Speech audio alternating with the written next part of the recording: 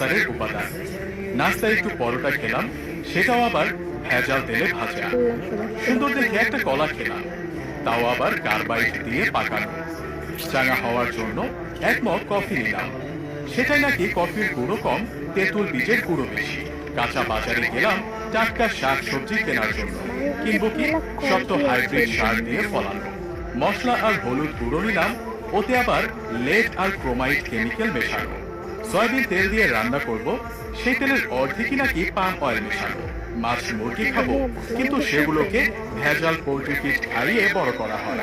গরমের দিনে একটু তরমুজ খেতে মন চাইলো, সেটা নাকি পটাশিয়াম পারম্যাঙ্গানেট দিয়ে লাল করা। বাচ্চাকে আমলিচু খাওয়াবেন, ওগুলোও তো আবার ফরমালিন দেয়া।